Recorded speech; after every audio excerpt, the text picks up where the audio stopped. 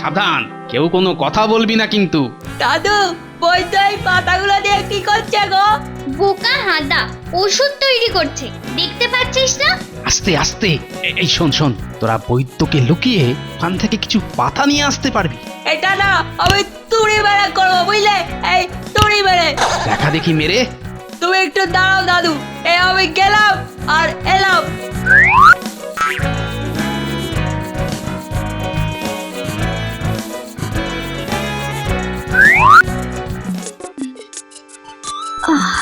ও বাবা, ও মা, ও মা, বাবা গো, ও মা, উফ, আহ, মা, ও মা,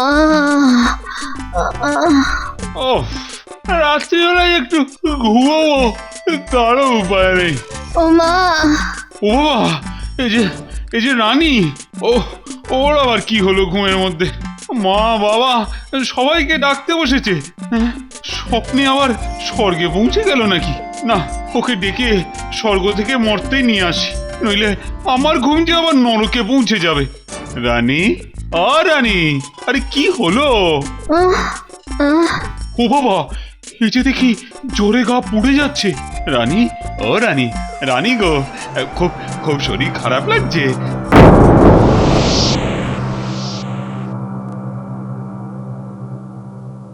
তারপর বিজ্ঞানী, তোমার কাজকর্ম সব ঠিকঠাক চলছে তো?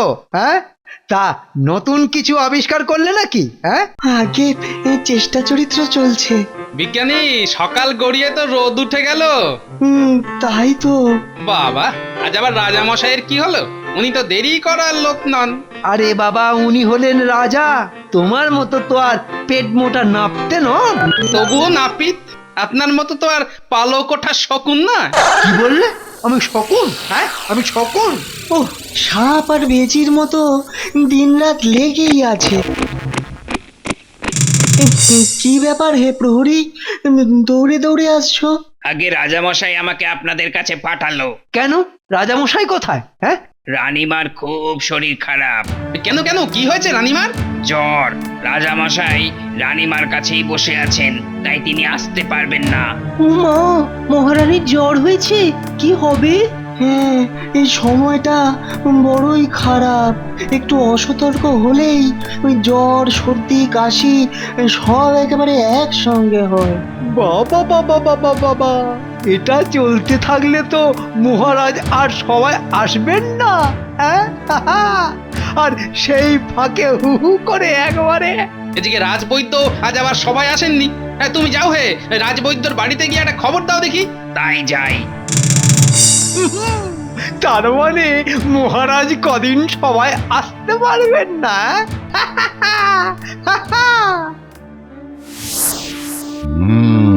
সামান্য জ্বর, নারী একটু চঞ্চল। সামান্য জ্বর? হ্যাঁ, তাহলে তাহলে ছাড়ছে না কেন? না না না না, তুমি ভালো করে দেখে একটা দারুণ ওষুধ দাও তো। বৈদ্য মশাই তো দেখছে, তুমি অত অস্থির হচ্ছ কেন? রানীমা ঠিকই বলেছেন মহারাজ, আপনি এত অস্থির হচ্ছেন কেন? হ্যাঁ, এই, তুমি থামো তো মন্ত্রী। আর রানী, তুমি কেন বুঝতে পারছো না যে তোমার জ্বর তো কমছেই না? কমে যাবে, কমে যাবে। না, যাবে না। বৈদ্য, বৈদ্য, তুমি ওষুধ দাও, ওষুধ দাও। ওহ, মহারাজ রানীমার জ্বর ছাড়িয়েই ছাড়বে দেখছি। ঠিক আছে, আমি এক্ষুনি কাউকে দিয়ে ওষুধ পাঠিয়ে দিচ্ছি। দেখবেন দেখবেন দুটো পুড়িয়া খাওয়ার পরই রানীমা কেমন সুস্থ হয়ে উঠবেন।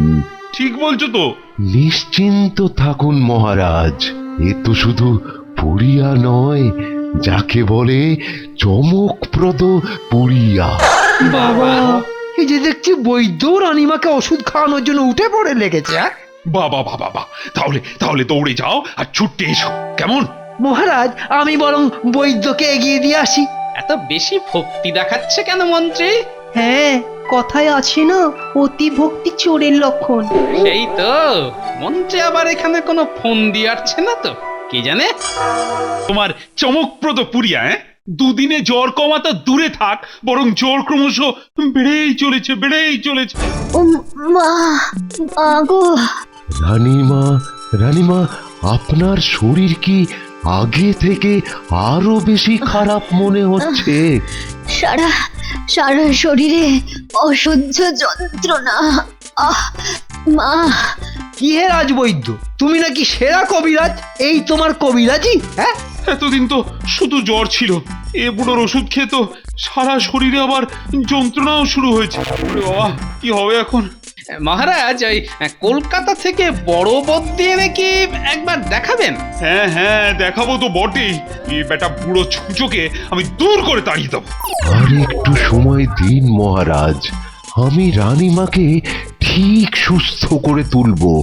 ঠিক আছে মহারাজ, রাজবৈদ্য যখন বলছেন, আর দু একটা দিন দেখার পরই না হয় অন্য কিছু ভাবা যাবে। তুমি কি বলছো গোপাল? আরো দু একটা দিন? এ সাদা চুলোকে এক্ষুনি দূর করে দেওয়া দরকার।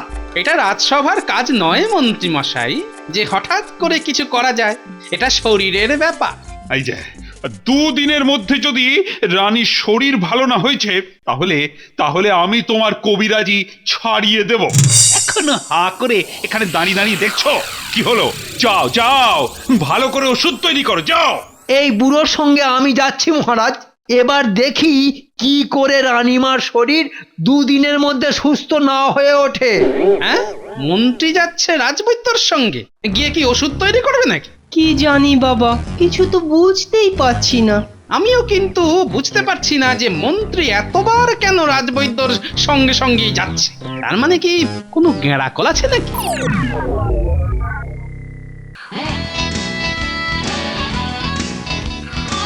আরে তাড়াতাড়ি চল, আর গোপাল দাদু রাজসভায় চলে গেলে কিন্তু কিচ্ছু হবে না। কুকুরটা যদি দড়ি ছিঁড়ে জলে ঝাঁপ মারে? আরে দূর দূর, ও তো একটা বাচ্চা কুকুর, ও কোথায় পালাবে? আরে ওই দেখ, গোপাল দাদু আসছে। আরে আমার খুদে গোয়েন্দার দল, সব কোথায় যাওয়া হচ্ছে? তোমার কাছে যাচ্ছিলাম তো দাদু। কেন? ওই নদীর ধারে আমরা একটা কুকুর বাচ্চা পেয়েছি, সেটাকে তোমায় দেখাবো বলে তোমার কাছে যাচ্ছিলাম। চল চল।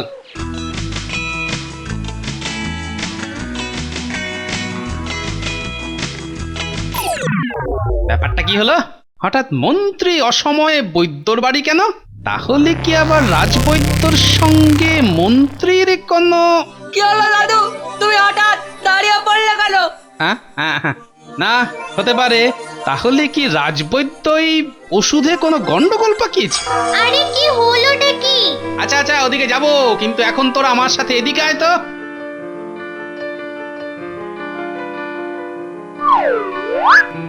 সাবধান, কেউ কোনো কথা বলবি না কিন্তু। দাদু, বৈদ্য এই পাতাগুলো দিয়ে কি করছে গো? বোকা হাঁদা, ওষুধ তৈরি করছে, দেখতে পাচ্ছিস না? আস্তে আস্তে।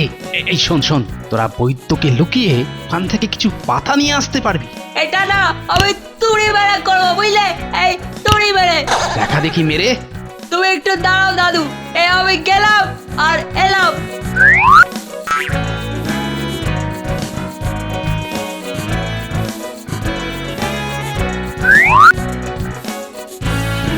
সাবাস গুলটে সাবাস, তোরা নদীর পাড়ে যা, আমি একটু পরেই যাচ্ছি। আসবে কিন্তু। এ বাবা যা না, আমি আসছি।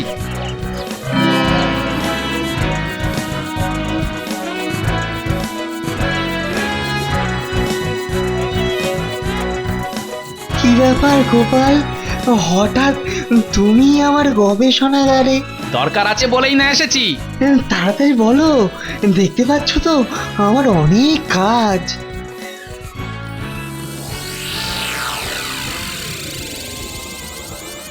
দেখি এই জিনিস কোথা থেকে জোগাড় করেছো? এ কি গোপাল, এত দেরি কেন? ওই যে মানে ওই রাস্তায় আসতে আসতে আমার খুব ঘুম পেয়ে গেছিল বলে দাঁড়িয়ে দাঁড়িয়ে একটু ঘুমিয়ে নিলাম, আর তাই মানে দেরি হয়ে গেল আর কি। বটে, আমি কিন্তু সবাইকেই সাবধান করছি। মহারাজ আসছেন না বলে কয়েকজন কিন্তু খুব ফাঁকি দেওয়া শুরু করেছে। আজকে কিন্তু আমি তাদের ছাড়বো না, সব ব্যাটার হিসেব আমি নেব। এই যে বিজ্ঞানী, আমি দেখলাম যে এ মাসে তোমার 19 দিন 69 ঘন্টা অনুপস্থিতি আছে। আসলে আমি একটা নতুন আবিষ্কার নিয়ে এত ব্যস্ত যে ওসব ছেদো কথা রেখে টাকা বার করো। হ্যাঁ, টাকা মানে বাহ, তুমি যে এতদিন এলে না, তার জন্য প্রাসাদের কাজ বন্ধ হয়ে থাকলো না, তার জন্য তো তোমাকে ক্ষতিপূরণ দিতেই হবে। এ আবার কেমন কথা মন্ত্রী মশাই? তুমি চুপ করো লবঙ্গলতিকা। এ দেখুন, এরকম ভাবে বললে আমি কিন্তু আর কোনো দিন খেলবো না। আরি তুমি আড়ি করো আর ভাব করো, তোমাকেও কিন্তু মাল ছাড়তে হবে। হ্যাঁ, ও মা, কি অসভ্য! মাল বলছে। মাল কি? টাকা বলুন না। নেকা, টাকা বের করো, তোমারও অনেক দিন কামাই আছে। না, এবার দেখছি সহ্যের সীমা ছাড়াচ্ছে। আমি বলছিলাম কি মন্ত্রী মশাই, তুমি আবার কি বলবে? কি বলবে? তোমারও তো কম দিন কামাই নেই, আর তার জন্য তোমাকে দিতে হবে 8 টাকা 80 পয়সা, বুঝলে?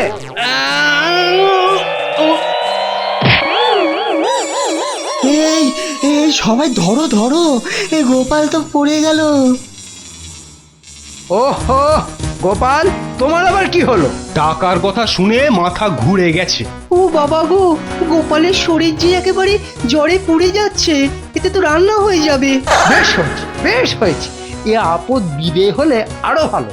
তাহলে মন্ত্রী মশাই, এখন কি করা যাবে? কি আবার করা? হ্যাঁ, কি আবার করা? এই প্রহরী, তোমরা তাড়াতাড়ি গোপালকে বাড়ি দিয়ে আসো তো। কিন্তু গোপালের ভুঁড়ির যা ওজন, ওই রোগা ট্যাং ট্যাঙে প্রহরীটা কি পারবে ওকে তুলতে? আবার কথা বলছে লবঙ্গলতিকা। কবি খারাপ কিছু বলেনি। গোপালকে তুলতে গেলে আমার ভুঁড়ি না ফেটে যায়, তার থেকে বরং এখান থেকে কেটে পড়ে মহারাজকে খবরটা দিই। গোপাল, ও গোপাল, আরে চোখ খোলো। আরে কি হলো কি তোমার? হ্যাঁ, আমি কোথায়? গোপাল, ও গোপাল, চোখ খুলে দেখো না, দেখো না আমায়। আপনি কে? ও বাবা, এই যে সাংঘাতিক অবস্থা। গোপাল আমাকে পর্যন্ত চিনতে পারছে না। এই যে বৈদ্য। হ্যাঁ মহারাজ। আরে আরে হাঁ করে কি দেখছো? দাও না একটা ভালো ওষুধ আমার গোপালকে দাও না বৈদ্য। হ্যাঁ, আজ্ঞে মহারাজ, কিন্তু কিন্তু আমার কাছে কি এখন ওষুধ আছে? ওষুধ আছে তো আমার বাড়িতে। ওহ, তাহলে আমি এখন কি করব? ওরে বাবা রে। মহারাজ, রানীমারও তো জ্বর, তাই বলছি যে রানীমার একটু ওষুধ খাইয়ে যদি এখনকার মতো গোপালকে সুস্থ করে বাড়ি পাঠানো যায়। ঠিক ঠিক ঠিক ঠিক। এই প্রহরী যাও তো দৌড়ে যাও, রানীমা থেকে ওষুধটা নিয়ে এসো, যাও। হ্যাঁ, এ তো দেখছি এক ঢিলে দুই পাখি। হ্যাঁ, রাজামশাই, ওষুধ। এই বৈদ্য, এই নাও ওষুধটা গোপালকে খাইয়ে দাও তো। বেশ বেশ, আর কোনো চিন্তা নেই। এই ওষুধ খেলেই গোপাল ঠিক হয়ে যাবে। গোপাল, হাঁ করো দেখি, হাঁ করো। এ কি, কেমন কেমন গন্ধ লাগছে বৈদ্যমশাই। কি আছে এই ওষুধে? এই বিজ্ঞানী, তোমার কাজ আবিষ্কার করা, অন্যের কাজে নাক গলানো নয়। সেই তো। আরে নাও রাজবৈদ্য, ওষুধটা খাওয়াও। হ্যাঁ মহারাজ, এই ওষুধে তো জবা পাতার রস আছে। তুমি কি বিজ্ঞানী না গন্ধ বিশারদ? হ্যাঁ, আর জবা পাতার রস থাকলেই বাকি। এই খবরদার, ওই ওষুধ গোপালকে খাওয়াবে না। আচ্ছা খাওয়াবে না, কিন্তু কেন সেটা বলবে না? কি বৈদ্যমশাই, আপনি বলবেন না আমি বলবো? আরে কি হলো কি রাজবৈদ্য, ওষুধটা খাওয়াও। না, দাঁড়াও। এই রাজবৈদ্য, কি হলো? জবা পাতার রসে কি আছে বলুন তাড়াতাড়ি। না, মানে ওই মহারাজ। আমি বলছি মহারাজ, জবা পাতার রস পেটে পড়লে শরীরের তাপ কমার বদলে উল্টে বেড়ে যায়। বলো কি? মহারাজ, আপনি ওই দাড়ি বাবার কথা একদম বিশ্বাস করবেন না, একদম না। ও, তোমাদের কথা শুনে তো আমার মনে হচ্ছে মাথাটাই খারাপ হয়ে যাবে। কিচ্ছু হবে না মহারাজ। এ কি তুমি যে একেবারে ঠিক হয়ে উঠে বসে পড়লে? আবার ওষুধ না খেয়ে। দেখেছেন দেখেছেন মহারাজ, দেখেছেন কি রকম আস্পর্ধা, আপনাকে পর্যন্ত ভরকি দিচ্ছে। হ্যাঁ, সেটা কি এমনি এমনি? কারণ তো নিশ্চয়ই আছে। মানে আবার কি উল্টো পাল্টা বকছো? হ্যাঁ মহারাজ, রানীমার জ্বর না কমার আসল রহস্য বার করার জন্য এই নাটকটাই করতে হলো মহারাজ। দেখেছেন মহারাজ, দেখেছেন দেখেছেন এটা কি নাটক করার সময়? হ্যাঁ, রানীমার এত জ্বর।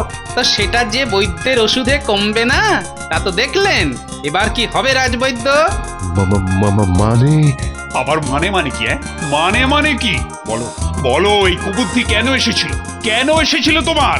বলো, নইলে কিন্তু একেবারে সোজা শুলে চড়াবো তোমাকে। না মহারাজ না, এটা এটা করবেন না। এই বুড়ো বয়সে আমার কোনো দোষ নেই, আমার কোনো দোষ নেই মহারাজ। তাহলে আসল দোষীটাকে সেটা বলো দেখি। বলছি মহারাজ, ওই মন্ত্রী মশাই আমাকে ভয় দেখিয়ে এই কাজটা করতে বাধ্য করিয়েছেন। বলো কি? গেল রে, এবার মরলাম আমি। এই যে পালাচ্ছ কথায়? হ্যাঁ, আগে শুনি সবটা, তারপর তোমাকে দেখাচ্ছি মজা। প্রথম যেদিন আমি রানীমাকে দেখতে আসি সেই দিন বিকেল বেলায়। ওহে বৈদ্য, ওষুধ তৈরি করছো বুঝি? এই ওষুধ খেলেই দেখবেন রানীমা 2 দিনের মধ্যেই সুস্থ হয়ে উঠবেন। কি বললে? 2 দিন? হাসালে রাজবৈদ্য, হাসালে। শোনো, ওই 2 দিনটা 200 দিন করতে হবে। মানে বুঝতে পারলে না? আরে বাবা, রানীমাকে ওই যে বললাম, কম করে 200 দিন জ্বরে ফেলে রাখতে হবে, বুঝেছ? তা কি করে সম্ভব? না আমি পারবো না। তাই নাকি? ভালো, তাহলে দুটোর মধ্যে তুমি বেছে নাও কোনটা করবে। হয় রানীমাকে 200 দিন বিছানায় জ্বরে শুইয়ে রাখবে, আর নয়তো বেঘরে প্রাণটা দেবে। কত ছড়া বদমাইশ ছোচো, শেষে কিনা আমার আজ ধরা পড়লে একেবারে সোজা মহল্লায় পাঠিয়ে দেবে গো। বাঁচাও গো, বাঁচাও, কে আছো বাঁচাও গো, বাঁচাও।